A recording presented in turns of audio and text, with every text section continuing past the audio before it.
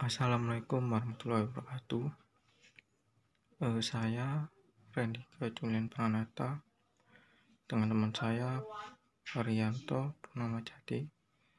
Di sini saya akan menerangkan materi tentang ragam tata lampu dan karakteristiknya dalam drama.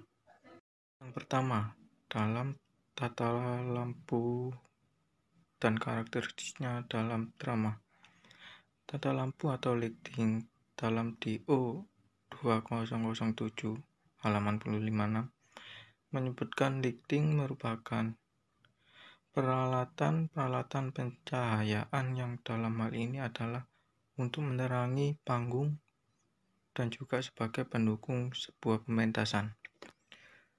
Sedangkan menurut Haryanto 2004 halaman 90, tata lampu pada drama cukup mempengaruhi penampilan dan pertunjukan. Tata lampu di sini digunakan sebagai penerangan untuk memperjelas para pemain yang sedang tampil. Jadi, tata lampu merupakan unsur pelengkap sajian yang berperan penting dalam membantu kesuksesan pagelaran. Di dalam teknik kerjanya antara tata lampu dan tata suara tidak dapat dipisahkan. Penataan lampu atau sinar bukan hanya sebagai penerangan saja, akan tetapi lebih dari itu. Penataan lampu memiliki fungsi untuk menciptakan suasana atau efek dramatik dan menghidupkan sebuah pertunjukan. Selanjutnya dijelaskan oleh teman saya. Fungsi dari lampu panggung diantaranya adalah menghadirkan cahaya, memberikan dimensi, menyinari objek tertentu, memberikan gambaran situasi lakon, dan mendukung gaya pementasan. Tata lampu panggung ditentukan jenis dan ukuran, disesuaikan tata letak, dan diarahkan penyinarannya untuk mencukupi kebutuhan artistik sebuah pementasan teater. Yang kedua, jenis-jenis lampu yang digunakan dalam panggung drama. Yang pertama, ada floodlight. Floodlight adalah lampu yang mempunyai kekuatan yang besar tanpa lensa. Bohlam dan reflektor diletakkan dalam sebuah kotak yang dapat diarahkan ke kanan, ke kiri, ke atas, dan ke bawah untuk mengatur jatuhnya cahaya. Sinar cahaya yang dihasilkan menyebar membuat besaran area yang disinari tergantung dari jarak lampu terhadap objek. Beberapa kelemahan lampu floodlight diantaranya adalah karena sifatnya mengandalkan jarak jauh, membuat sinar cahaya mengabur pada objek yang jauh. Luas area penyinaran lampu flood sangat tergantung pada besar watt dan reflektor yang digunakan. Yang kedua, beam light. Lampu beam adalah lampu yang memiliki reflektor tapi tidak menggunakan lensa. Cahaya yang dihasilkan tidak melebar. Lampu beam digunakan seperti lampu PAR. Lampu ini mempunyai kemampuan mengubah ukuran cahaya, sehingga sering difungsikan sebagai lampu follow spot. Lampu beam bisa dipasangi filter warna. Yang ketiga, lampu scope. Lampu scope adalah lampu float yang menggunakan reflektor ellipsoidal. Sinar cahaya yang dihasilkan memancarkan secara merata dengan lembut. Lampu scope secara umum dapat menggunakan bohlam pijar dan tungsten halogen. Lampu scope sangat efisien untuk menerangi area terbatas dan sangat ideal untuk memadukan warna cahaya. Selain digunakan untuk panggung teater dan teater boneka, scope juga digunakan dalam studio televisi, studio fotografi, dan gedung yang membutuhkan penerangan khusus seperti museum. Yang keempat, Fresnel. Lampu Fresnel merupakan lampu spot yang menggunakan reflektor spherical dan lensa Fresnel. Pada bagian tengah lingkaran cahaya yang dihasilkan lebih terang dan meredup ke garis tepi cahaya. Pengaturan ukuran sinar cahaya dilakukan dengan menggerakkan bohlam dan reflektor mendekati lensa. Kekurangan dari lampu Fresnel adalah intensitas cahaya tertinggi ada pada pusat lingkaran cahaya. Sehingga jika seseorang pemeran berdiri agak jauh dari pusat lingkaran cahaya, maka ia kurang mendapati cukup cahaya.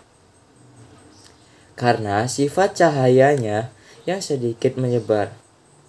Maka jika jarak lampu terlalu jauh dari objek, sebaran cahayanya akan menerobos ke objek lain. Yang kelima, lampu profil. Lampu profil adalah lampu spot yang menggunakan lensa plano konveks. Sehingga lingkaran sinar cahaya yang dihasilkan memiliki garis tepi yang tegas. Jika lampu profil dalam keadaan fokus, maka batas lingkaran cahaya akan jelas terlihat, dan jika tidak fokus, batas lingkaran cahayanya akan mengabur. Selain bentuk sinar cahaya yang melingkar, lampu profil dapat membentuk cahaya secara fleksibel dengan bantuan shutter. Shutter atau penutup cahaya ini terpasang di 4 sisi, atas, bawah, kanan, dan kiri. Di Amerika, lampu profil disebut IRS, Ellipsoidal Reflector Spotlight, atau lampu spot yang menggunakan reflektor ellipsoidal. Juga disebut leukolit atau leko, yang di Indonesia sering disebut lampu elips atau profil. Lampu profil memiliki 3 jenis lampu, yaitu standar, bifokal, dan zoom. Saya akan menjelaskan 3 jenis lampu dari profil. Yang pertama, lampu standar menggunakan satu lensa. Pengaturan fokusnya dengan mendekatkan lensa ke bohlam. Yang kedua, lampu bifokal adalah lampu profil standar yang dilengkapi dengan shutter tambahan yang diletakkan di luar fokus, sehingga lampu dapat menghasilkan lingkar cahaya yang tegas dan lembut sekaligus. Dan yang ketiga, lampu zoom. Lampu profil dengan menggunakan 2 lensa plano konveks yang dipasang secara berhadap-hadapan. Lensa yang pertama mengatur fokus, seperti pada lampu profil standar. Dan lensa yang kedua mengatur ukuran lingkar sinar cahaya. Yang keenam, Pebble konveks. Struktur lampu Pebble konveks sama dengan Fresnel. Perbedaannya terletak pada penggunaannya. Lensa Pebble konveks pada mulanya terdapat pula lampu semacam ini dengan menggunakan lensa plano konveks dan disebut dengan lampu PC. Garis sinar cahaya yang dihasilkan berada di antara Fresnel yang berkarakter lembut dan profil yang berkarakter tegas. Lampu ini sangat bermanfaat ketika garis sinar cahaya yang tegas tidak diperlukan, sementara garis sinar cahaya yang lembut terlalu kabur.